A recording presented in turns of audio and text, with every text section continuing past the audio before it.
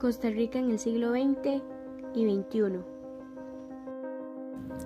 A inicios del siglo XX, la economía mundial sufrió una considerable cantidad de cambios, los cuales han impactado el desarrollo costarricense.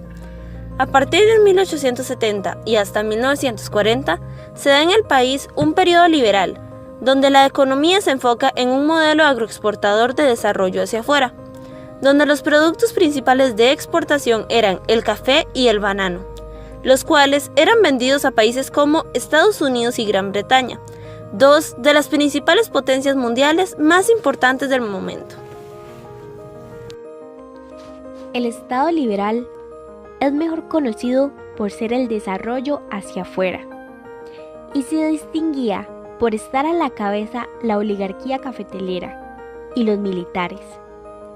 En cuanto a su economía de enclave, era el modelo agroexportador, pero las condiciones sociales estaban muy mal. Los trabajadores eran explotados laborando de 16 a 17 horas seguidas y en lugares insalubres como zonas pantanosas donde las enfermedades y mordeduras de animales abundaban y no tenían medios para conseguir medicina. Sus condiciones de vivienda eran malas y la educación era limitada y no tenían derecho al negocio propio porque no daban crédito. Todo esto debido a que solo existían dos clases, la de oligarcas y el pueblo. Por lo tanto, los ricos mandaban hacia lo que querían. En 1914 queda electo como presidente Alfredo González Flores, que llegó a apoyar la parte económica y social con los siguientes aportes. La escuela normal, que es un intento de educación superior, formando personas y que éstas a su vez enseñaran a otras. Esta escuela formaba maestros y se situaba en Heredia. Política de casas baratas. Los trabajadores no tenían casa y tenían que alquilar a los ricos, así que se crean los bonos de vivienda. La política tributaria. Se impusieron el impuesto de renta, que es el impuesto en salario, también el aduanero, en las obras públicas y el impuesto fanal. Política financiera bancaria. Esta fue el Banco Internacional de Costa Rica, con intereses más bajos y con más facilidad de crédito, para ayudar igualmente a la clase baja. Todo esto siendo una amenaza para la clase alta. ¿Por qué puede Costa Rica seguir experimentando crisis económicas? Primero que todo porque el mercado no se detiene, no deja de funcionar, no se derrumba, porque en el mercado costarricense se evidencia la interacción y la coordinación de las decisiones de producción, distribución y consumo que efectúan permanentemente los costarricenses. Siempre habrá intercambios entre ellos y el mercado seguirá funcionando. Siempre habrán cambios en el precio y en la moneda. Segundo, porque las transformaciones más importantes y profundas las experimenta cuando ocurren en la sociedad fenómenos que impactan profundamente la vida colectiva, tales como devastaciones naturales, descubrimientos o innovaciones tecnológicas de alto impacto, corporación o agotamiento de importantes fuentes de energía, instauración de un nuevo sistema político, entre otros. Tercero, no puede descartarse que el mercado llegue a colapsar. Pudiera ocurrir un colapso económico si las economías fueran afectadas por un drástico cambio climático o por un acelerado agotamiento de las disponibilidades del petróleo o de otras fuentes de energía, que son las que movilizan principalmente la economía del país.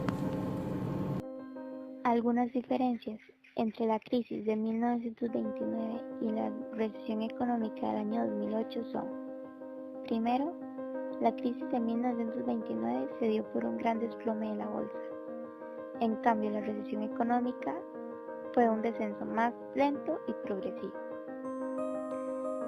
En la crisis de 1929 no había dinero en los bancos. Por otra parte, en la recesión económica del año 2008, los depósitos estaban asegurados. En la crisis de 1929 hubo una mayor presencia del proteccionismo. En cambio, en la recesión económica hubo una menor presencia del proteccionismo. En la crisis de 1929, la rivalidad económica entre los países era muy fuerte, todo lo contrario a la recesión económica del año 2008, en la que los países tenían una mayor cooperación para solucionar el problema. Diferencias y semejanzas entre la crisis de 1929 y la recesión del 2008. Se debe destacar que ambas situaciones, tanto la crisis de 1929 y la recesión del 2008, se originaron en Estados Unidos, por lo cual también se debe considerar que ambas situaciones afectaron directamente la economía en otros países del mundo. En Costa Rica fue directamente afectada en su parte económica, debido a las necesidades esenciales de los estadounidenses era ver de qué manera lograban ellos superar dichas situaciones.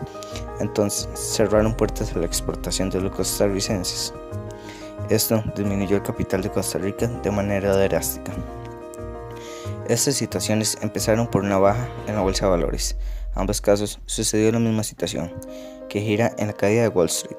En 1929 sus principales causas fue la inflación. Fue tan marcada que los bancos prestaban a los brokers que le daban anticipo a sus clientes para comprar acciones, pero utilizaban los mismos valores como garantía. También la sobreproducción fue otra causa. Provocaba un aumento de la oferta, pero una disminución considerable en la demanda, lo cual creaba un desequilibrio considerable. Para la recesión del 2008, la principal causa de la caída de Wall Street fue la declaración de la quiebra de Lehman Brothers Holding Inc. y Merrill Lynch. No se puede dejar de lado que la caída de la bolsa en 1929 fue un desplome repentino, mientras que en la recesión del 2008 fue un descenso lento, pero muy progresivo. Durante el crack del 29, los bancos no tenían fondos monetarios, caso contrario al de la recesión, donde estaban los depósitos asegurados. Pero unas diferencias más destacadas es que durante la crisis de 1929 no existía la globalización que no permitía la creación de rumores y que se desató una rivalidad entre países. Durante la recesión del 2008, la globalización propiciaba la expansión de la situación de la crisis. En esta misma situación, los países se aliaron para solucionar el problema, debido a que si la economía de una potencia mundial se encuentra en crisis, las demás naciones se iban a encontrar en la misma situación.